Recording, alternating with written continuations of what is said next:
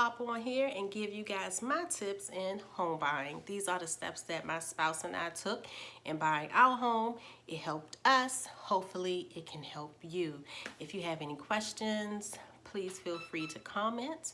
And like always, make sure you subscribe and share this video. So first up, tip number 1, start saving your money. You're going to need some money. You're going to need a lot of money. Buying a house is not cheap. If you think buying a house is cheap, I'm going to need you to go to sleep and wake back up from the dream you're having, because it is a very expensive process. It also, the amount of money you need to have also depends on the type of financing you have. For example, conventional loans require 20% down. FHA loans require between 2 and 3% down of the total purchase price. Not just a portion, but the total purchase price. So if you're getting an FHA loan and your total loan amount is $300,000, you need to put between 2 to 3% of that down. If you have a conventional loan for $300,000, you need to put 20% of that down as your down payment. Not only do you need down payment money, but you also need something that is called earnest money, an earnest money deposit. An earnest money deposit is the deposit that you give at the time you sign your contract. Typically, depending on the amount of your home, where you live at, your state requirements, on average the earnest money deposit is about $1,000. You submit that with your contract, and that lets the seller know that you are serious about purchasing this home. You do not get that earnest money back, but that earnest money is deducted from and included in everything that you have to pay out at the end, in other words, at closing. Not only do you need your earnest money deposit, you need to pay for a home inspection, you need to pay for an appraisal, and you need home owner's insurance. Some banks require you to pay to purchase your total year for home owner's insurance up front. So if you do a quote from Allstate and they say for the next year, your payment will be $43 a month or $950 per year, there are some lenders that require you to pay the total year off up front, okay? So you would need that, so make sure you have that amount. Your appraisal, an appraisal is basically someone coming out and they looking over the property and they telling you the value of the house. Sometimes the value of that house will be what they're selling it for. Sometimes it will be a little less. You are responsible for paying that, not the sellers, and on average that's about $500. Your home inspection is the same thing. Someone will come out, inspect your home top to bottom, make sure everything is up to code. That's about $500. You need to come out your pocket with that. So in my opinion, I would say if you're buying a house that's $150,000 or less, save about $6,000. If you have a house that's over 200, you need at least $10,000 to $15,000 saved. The next tip I have is research. Educate yourself on the home buying process. Educate yourself on the home buying process in your city. And I say that because I'm not sure about every city, but in Baltimore City, they have a lot of down payment assistance programs where they'll assist you with your down payment and your closing costs. In most cases, those are grants that you do not have to pay back, and you can stack them on top of each other. So I've known people who have gone through these programs and they literally bought their house with just paying the earnest money deposit and their inspection, because the grants covered everything. But there are stipulations to these grants. One of the stipulations is income. They have strict income requirements. So based off those income requirements, unfortunately, my wife and I, we couldn't benefit from any of the down payment programs in our city But if you meet the income requirements and you make under that amount, it's a lot of free money that can be utilized towards buying your home. If you are in the Baltimore area, I'll put some links in the description box of different programs and different websites where you can get more information on that. Third tip, check your credit. Do not start the home buying process without checking your credit. A lot of times, you won't even be able to start looking at homes unless you meet the credit requirements and already has a pre-approval by a lender, okay? Your credit score needs to be a minimum of 640. There are some lenders that will approve you for under that, between 580 and 620, but keep in mind, if your credit score is under 640, you will most likely have a higher interest rate, and if your interest rate is a little higher, your mortgage payment is going to be a little higher, so keep that in mind. My fourth step is, I was just speaking on this, get pre-approved.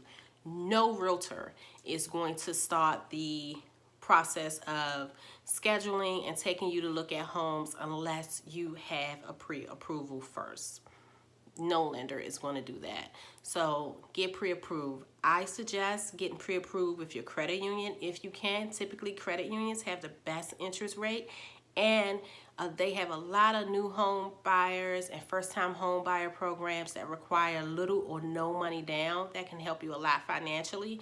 So I would suggest try with your credit union first.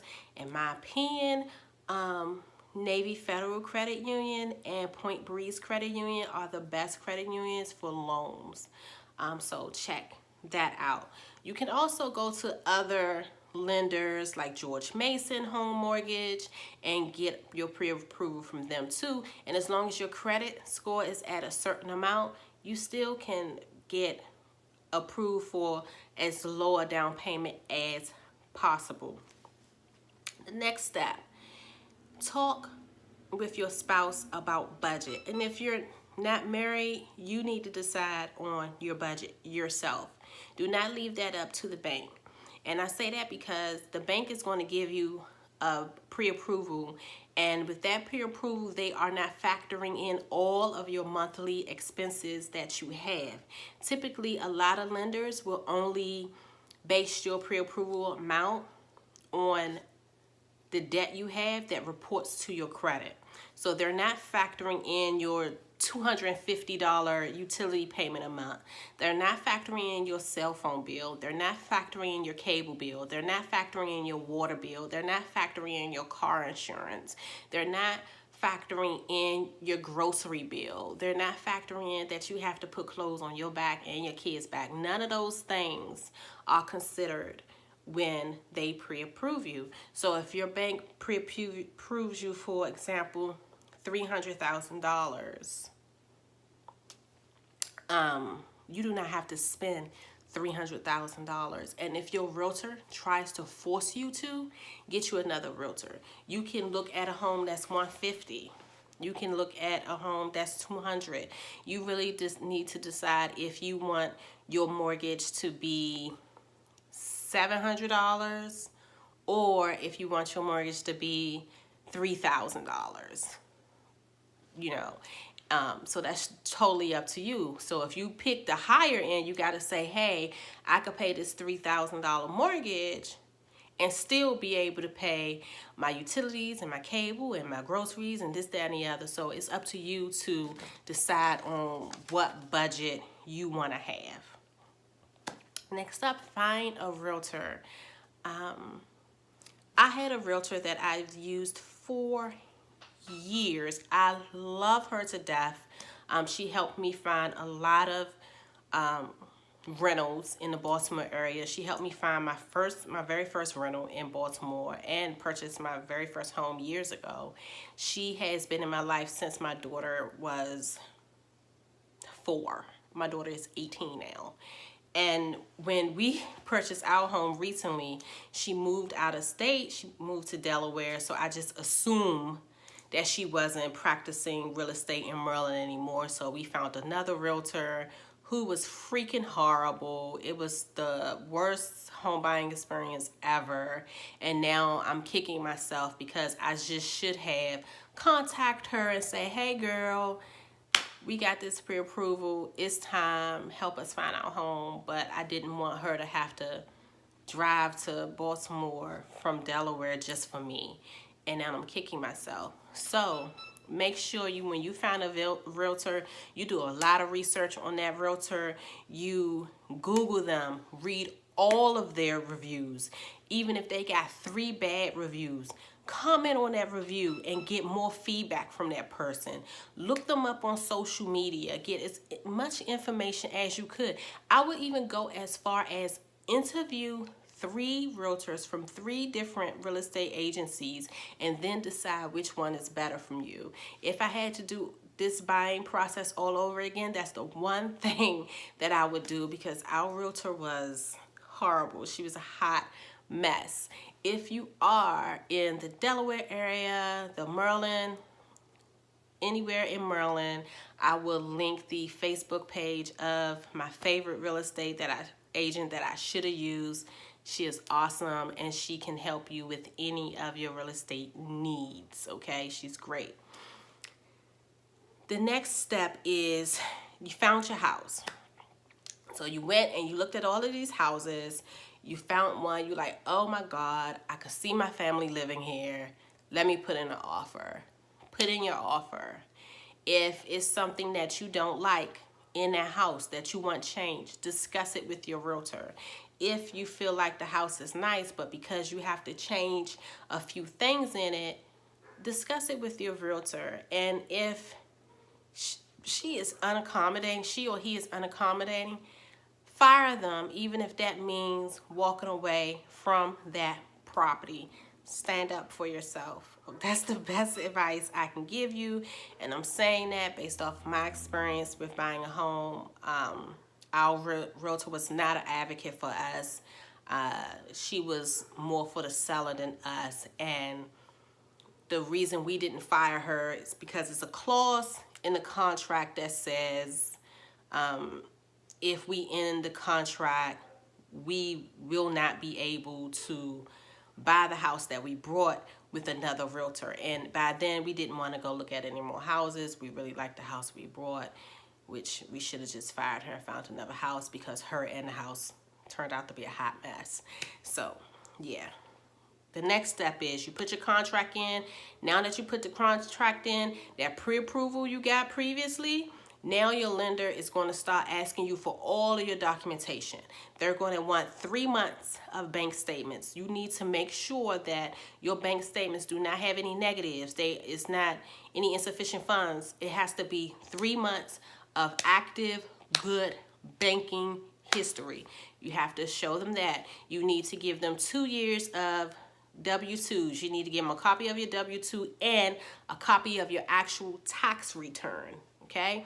And you need to give them 3 pay stubs. If you get paid weekly, they are going to require 2 months of pay stubs. Get all that information, and then sometime between then and maybe a couple of days before settlement, they're going to pull your credit again. So make sure during this home buying process, you do not open any more credit. You do not open any credit cards. You do not let anybody run your credit, because pulling your credit can pull your score down. While you're in this home buying process, from the moment you give the lender your social security number and give them permission to run your credit, you cannot touch your credit at all. No inquiries, no new credit, nothing. Do not dispute nothing. Just leave it untouchable until the day after or a week after you sign your closing documents. The final step is closing. Closing day, you're going to need to come to the table with whatever your down payment is. It has to be in the form of a cashier's check. Because it has to be certified funds. They do not take debit card at settlement. They do not take cash in most cases at settlement. It has to be certified funds. The seller is going to sign a lot of papers. You're going to sign a lot of papers. The lawyer that's there going to put stamps on seals on a lot of things. And boom, you're done. You're now the homeowner. And that's that. One more tip I'm going to suggest. When you're saving money, save a little extra money just in case. So I know a lot of people have children, and when they do their taxes, they get a big tax refund. Put that in the savings account and use that towards buying a home. And not only use that, but continue to save money. That way, when you go to closing, you have that whole tax return and you have the money you were saving. Most likely, you're not going to need all that money you saved up. But now, since you saved a little extra, you got money for new furniture. You got money for the what if and the coincidentals. Like in our case, we purchased our home.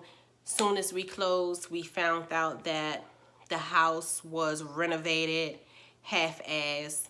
All of the appliances that we thought was brand new were used.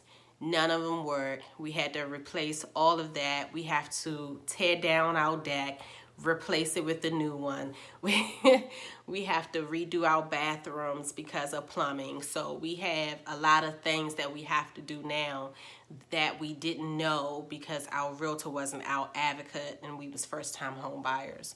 So even if you have a great realtor, my biggest suggestion is to save more than what you need to save.